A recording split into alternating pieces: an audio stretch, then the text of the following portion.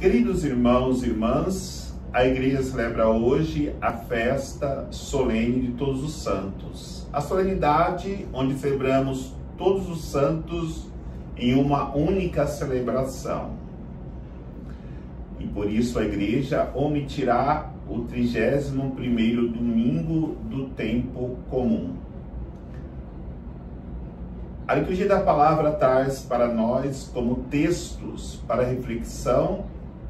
A primeira leitura é o livro do Apocalipse, capítulo 7, versículo de 2 a 4, depois de 9 a 14. O salmo responsorial é o salmo 23. A segunda leitura da primeira carta de São João, capítulo 3, versículos de 1 a 3. E o evangelho é o evangelho de São Mateus, capítulo 5, versículos de 1 a 12, com o texto das bem-aventuranças. Hoje celebramos todos os santos em uma única celebração e vamos refletir nesta multidão de santos, como vai dizer a primeira leitura do livro do Apocalipse.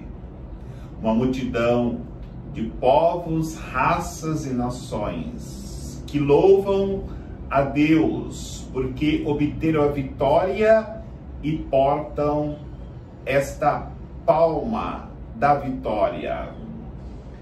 Mas quem é que pode ser santo? Como se chega à santidade? Como fazer para chegar à santidade? Temos que classificar as várias realidades de santidade. Temos Jesus, que assumiu a condição humana como santo dos santos. Temos a Virgem Maria, concebida sem pecado original, que está no grau acima, elevado de santidade. E temos uma multidão de santos. E entre esses santos, temos os patriarcas, os profetas, os juízes, os apóstolos e tantos outros que durante as suas vidas foram buscando a comunhão íntima e profunda com Deus e, consequentemente, chegaram à santidade. Então é importante nós entendermos que todos nós somos chamados à santidade. E quando chegarmos no céu, vamos perceber uma multidão de santos que não foram canonizados pela igreja, mas atingiram a santidade. Nossos pais, nossos avós, nossos irmãos, nossos parentes, até pessoa que nós achávamos que jamais poderiam atingir a santidade, jamais imaginaríamos que poderia ser santo, e vamos encontrar lá no céu. Isso é importante porque temos que entender que só alcançamos a santidade na pessoa de Jesus Cristo. Porque, como Jesus diz, eu sou o caminho, a verdade e a vida. E para chegarmos a essa santidade, precisamos caminhar no mesmo caminho que Jesus caminhou, porque quando ele assume a condição humana, exatamente é para mostrar que é possível ser santo, se obedecermos à vontade do Pai e fazermos tudo aquilo que Jesus fez. Agora, o evangelho de hoje é o itinerário para que possamos atingir a vida de santidade.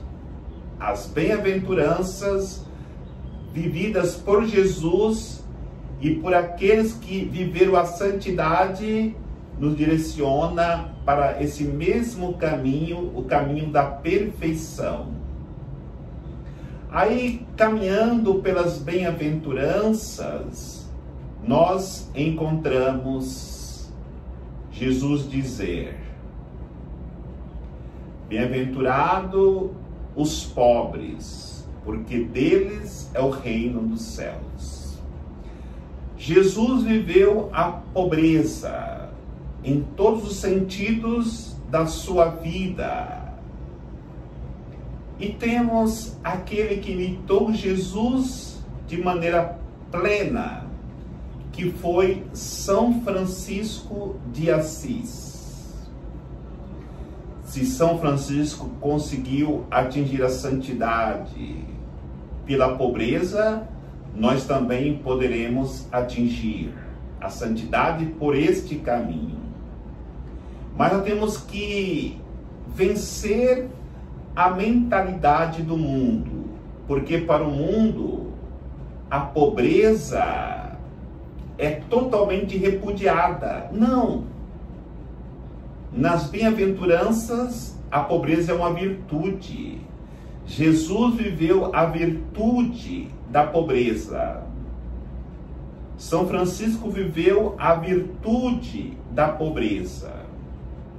Não confundamos pobreza com miséria. Pobreza é viver com o básico necessário. Miséria é viver sem o mínimo necessário.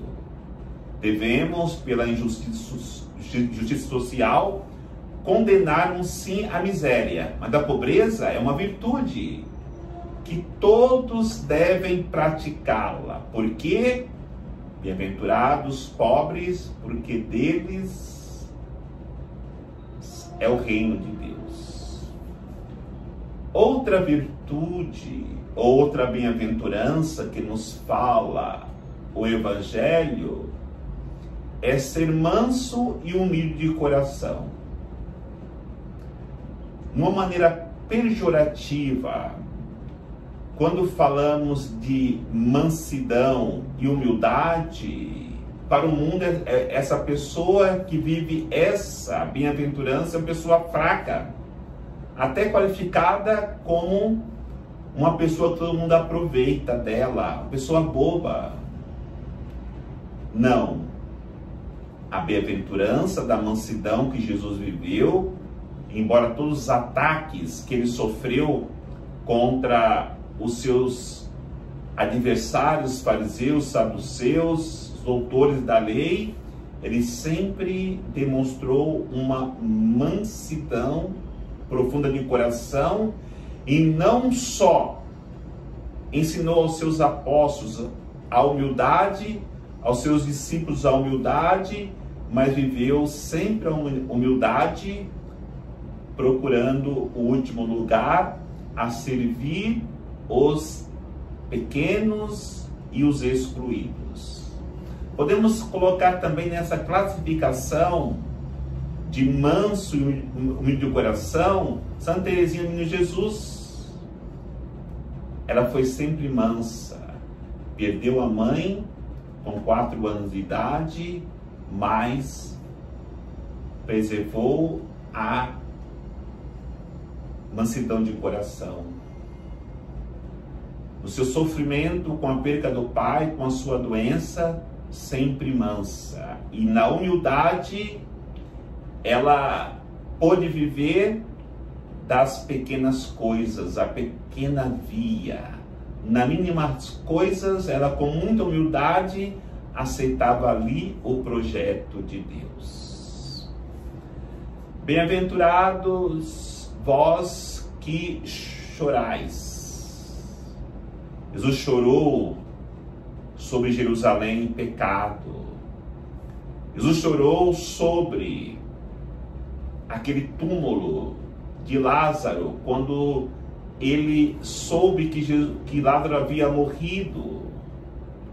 Jesus chorou porque o seu coração tinha compaixão daqueles que sofriam, principalmente sofriam aprisionados pelo pecado. E aqui eu lembro a bem-aventurança dos que choram, vivida por Santa Gemma Galgani, que chorava pelos pecadores, que chorava pela conversão do pecador. Ela vivia profundamente a paixão de Cristo na dor, no momento que via um pecador se perdendo. Essa santa viveu esta bem-aventurança. Bem-aventurados são aqueles que têm fome e sede de justiça. E a maior injustiça que Jesus percebia no tempo que ele andou entre os homens foi a injustiça social.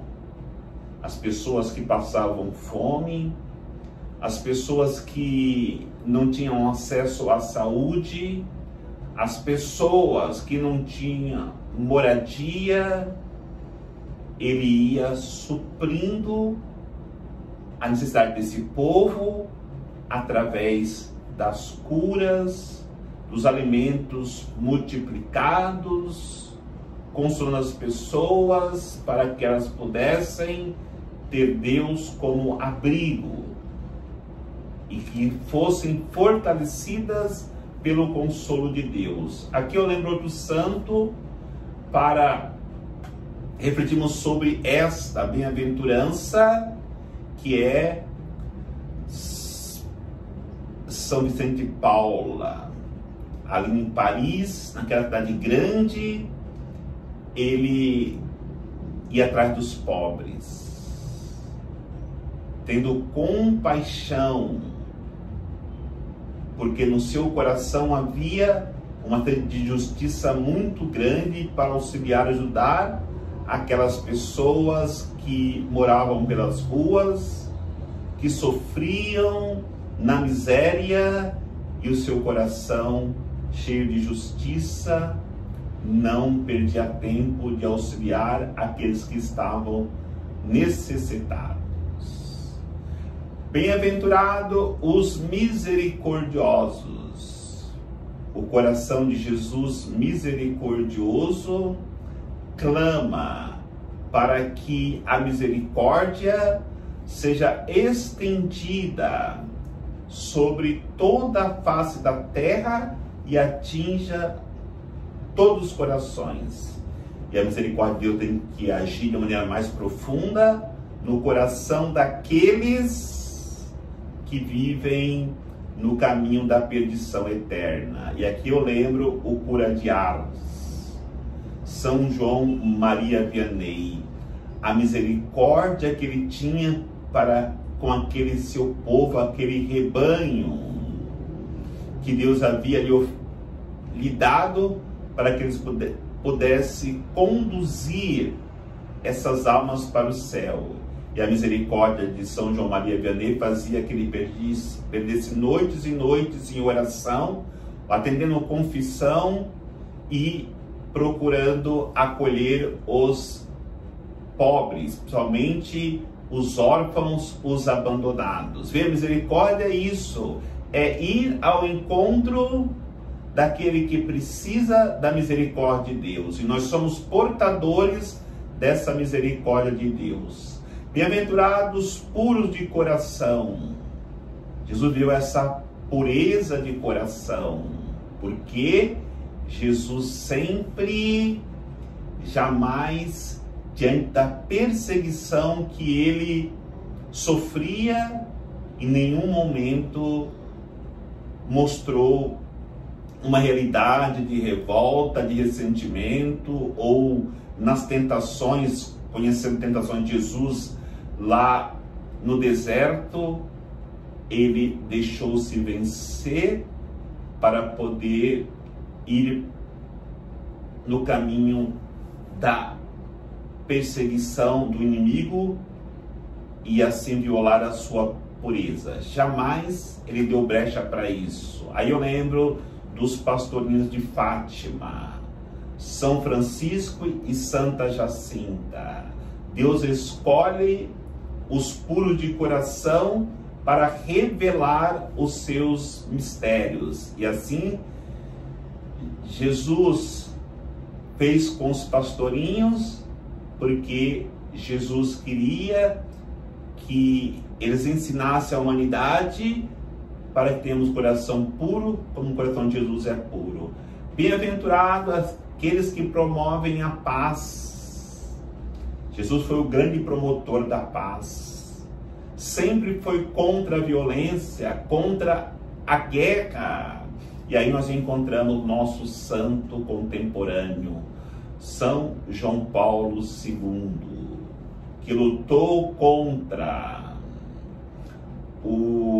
a guerra, contra o comunismo, lutou contra o muro de separação de Berlim, lutou contra a ditadura e anunciou a paz em todos os lugares que ele foi. E por isso esse santo fez mais santos do que todos os papas juntos. Foi o papa que mais canonizou entre os papas da história da igreja, porque ele é o homem que vivia todas as bem-aventuranças, de maneira mais profunda, a bem-aventurança da paz. E ainda temos: bem-aventurados sois vós quando vos perseguirem, quando caluniarem e dizerem todo tipo de mal contra vós. Alegrai-vos naquele momento, seja bem-aventurado naquele momento, porque grande será a sua recompensa nos céus. E aqui quero lembrar os mártires que foram perseguidos e esperaram a recompensa de Deus. Aqui eu quero lembrar os mártires aqui do Brasil, do Rio Grande do Norte: André de Soberal, Matias Moreira, inclusive é o padroeiro dos meninos da Eucaristia, e também Ambrósio Ferro, que foram martirizados no Rio Grande do Norte, em Curual e Uruaçu. Já estive nesses dois lugares onde eles foram martirizados pelos os calvinistas holandeses, que perseguiram e na missa entraram e, de maneira muito cruel, violenta, trucidaram todos esses mártires. Além desses três que eu citei, foram muitos outros companheiros que foram também violentados até a morte. Aqui está o retrato da santidade. E somos chamados a buscar a santidade de vida para que sejamos bem-aventurados e um dia, como a multidão de santos que estão nos céus, nós também possamos possuir a eternidade com Deus. Deus nos abençoe em nome do Pai, do Filho e do Espírito Santo. Amém.